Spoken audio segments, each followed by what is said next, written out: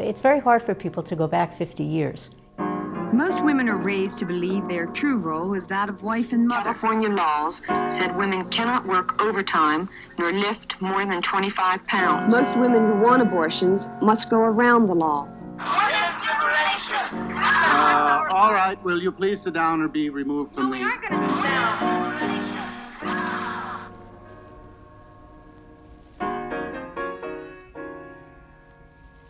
There were not a lot of women lawyers. This was before law schools started taking a lot of women. There weren't a lot of legal resources out there. That was the origin of the whole thing. A group of women who were very aware at a time when there were still very few women in law school. I came to Washington in April of 1971, which was 3 months after the first meeting of the people who founded Women's Legal Defense Fund. We had a meeting in my living room. Lo and behold, a bunch of my friends founded this extraordinary organization called then the Women's Legal Defense Fund. What we saw was lack of access.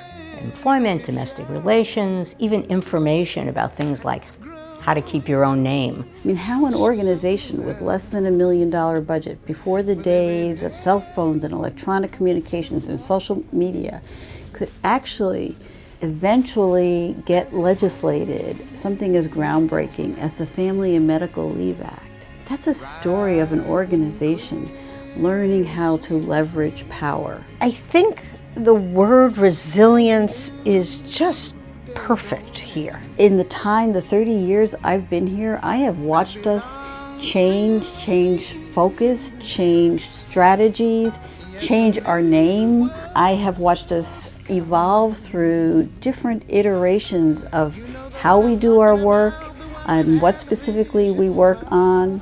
Really excited that we're at this moment where we're on the cusp of passing the most far-reaching legislation for women and families in my lifetime. Really an appropriate moment to celebrate the hard work of the partnership over not just the last few years, but really decades to get the country to this place. The partnership has become a juggernaut for justice under Deborah's leadership. What she's been able to do in pushing through federal policy and advocacy on behalf of women and families has just been remarkable. Whether it is fighting for universal paid family and medical leave, fair pay, affordable, quality health care, I can always count on the National Partnership to have my back.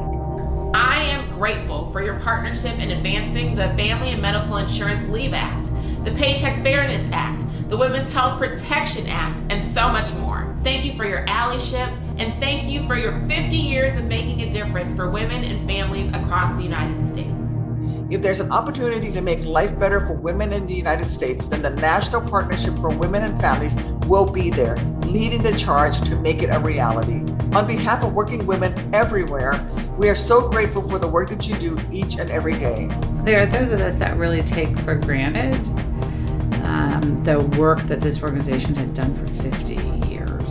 They have been fighting for women and families in the corridors of power, speaking up for women and families in settings where often it is mostly males, so that when policies are discussed and debated, those voices are heard.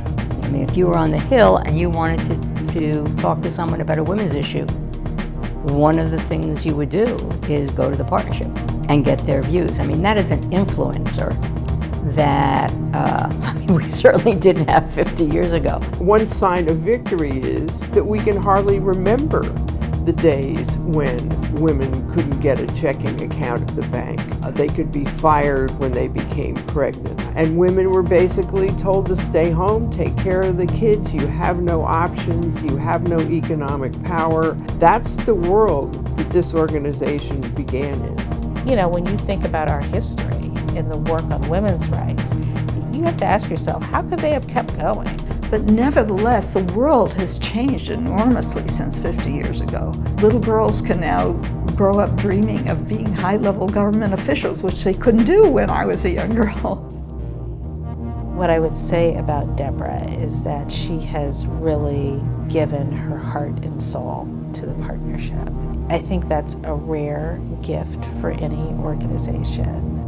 was extraordinarily well prepared to take on the leadership role when Judy stepped down as the president. And, you know, I think it was a testament to both of them, but particularly Deborah's hard work and preparation, that that transition felt seamless.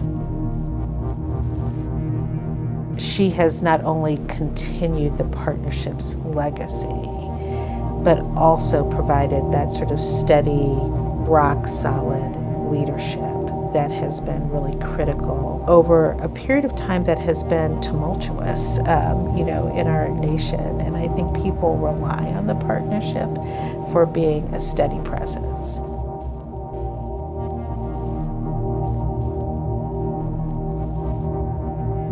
I never expected to be 30 years in one place. I was not one of those people who charted my course. I've always done what felt like the next right thing to do. It just like it felt like the next right thing to do to take this job. It feels like the next right thing to do now, to step away.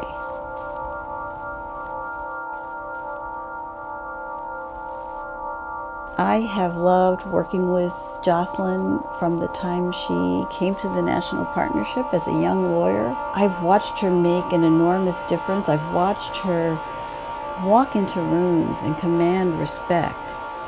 Then I'm passing the baton to somebody who I love and respect and admire in the most genuine way. You know, the women's movement has to be a place that all women feel that they can go to. The women out there, whether they're Black women, Latinas, AAPI women, women with disabilities, LGBTQ women, you know, trans women, you know, they need to have confidence that our work is for them. To engage with people, build the coalition of people who are committed over the long haul to getting the work done. That's part of the legacy of the partnership, is that we don't go away.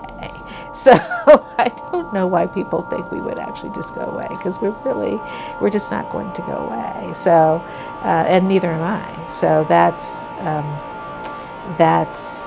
just how we operate. You know, it's how we roll. That's that. Take it or leave it. It is, you know, so just, you know, deal with it.